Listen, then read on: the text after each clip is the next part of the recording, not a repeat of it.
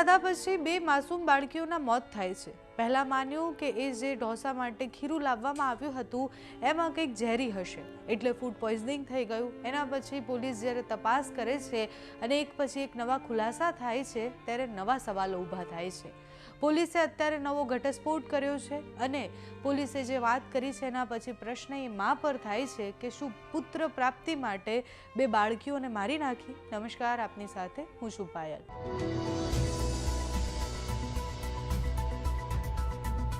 અમદાવાદ ચાંદખેડાના મારુતિ પ્લાઝામાં બનેલી ઘટના હવે માત્ર ફૂડ પોઈઝનિંગનો કેસ નથી પણ એક રહસ્યમય મૃત્યુનો પણ કેસ છે, જેમાં એક પરિવારની પરિસ્થિતિ, એમના સંજોગો ત્રણેય અત્યારે શંકાના ઘેરામાં છે।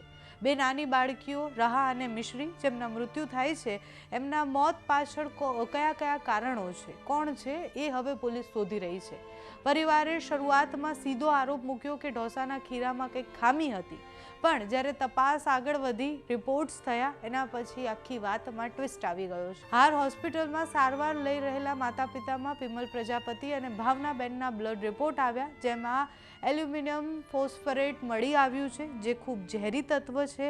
આ જો ખીરામાં ખામી હોત તો પછી એમના બ્લડ રિપોર્ટમાંથી આ કેવી રીતના સામે આવ્યું, એ મોટો પ્રશ્ન છે। આખી કહાની બદલાઈ જાય છે કારણ કે પોલીસ જ્યારે એમના ઘરે તપાસ કરે છે ત્યારે એની માતાની ડાયરી મળે છે। એ માતાની ડાયરીમાં લખેલું છે કે જો પુત્રની પ્રાપ્તિ થશે તો શિવ મંદિરમાં માનતા માની છે પૂરી કરવા જવાનું છે।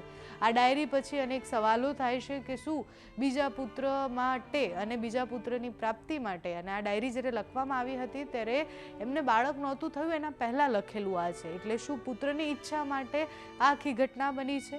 પરિવારમાં કોઈ અંદરખાને બીજું તણાવ ચાલતું હતું? પોલીસની શંકા હવે પરિવાર તરફ પણ વળી રહી છે। પૂછપરછ દરમિયાન પિતાનું બીપી જ્યારે પણ સવાલ પૂછવા જાય ત્યારે હાઈ થઈ જાય છે। સતત બદલાતા નિવેદનો આ બધું આ કેસને વધુ જ ગૂંચવણભર્યું બનાવી રહ્યું છે। તો શું આર્થિક સંકળામણ હશે, પરિવારના ઝઘડા હશે કે પછી માનસિક દબાણના સવાલો છે?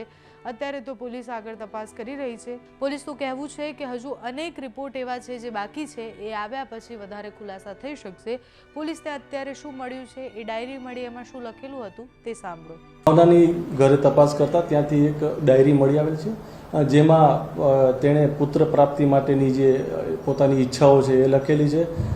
એક પુત્રી તેને પોતાને ઓલરેડી હતી, મિષ્ટી, અને બીજી દીકરીનો બી જન્મ થયો છે, એ પહેલાંની ડાયરી છે। એટલે તેમાં એ પોતે લખેલું છે કે ભાઈ મને જો પુત્ર પ્રાપ્તિ થશે તો હું પગે લાગવા જઈશ, મંદિરે ગાતે, એવી અપેક્ષાઓ એણે પોતાની ડાયરીમાં લખેલી છે। તેમજ તેની જે માતા છે, જે મરણ જનાર છે, તેની માતા ભાવના, તેમના પણ સેમ્પલો કેડી હોસ્પિટલથી લઈ અને NFSU તરફ મોકલવામાં આવેલા હતા, અને જેનો રિપોર્ટ આવતા તેના જે બ્લડ છે તેમાં એલ્યુમિનિયમ ફોસ્ફેટ અને ઝીંકની હાજરી મળી આવેલ છે।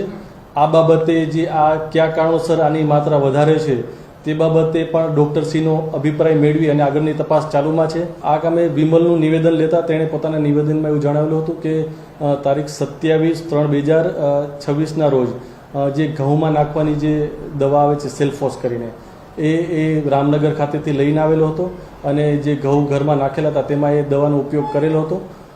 ટોટલ 10 જેવી પડીકી લાવેલો હતો તેવું તેણે પોતાના નિવેદનમાં જણાવેલ છે, અને 2 પડીકીઓ 8 પડીકીનો યુઝ કર્યો હતો અને 2 પડીકી વધારાની પડી રહેલી હતી, તે અમે તપાસ કામે લાવેલા છીએ।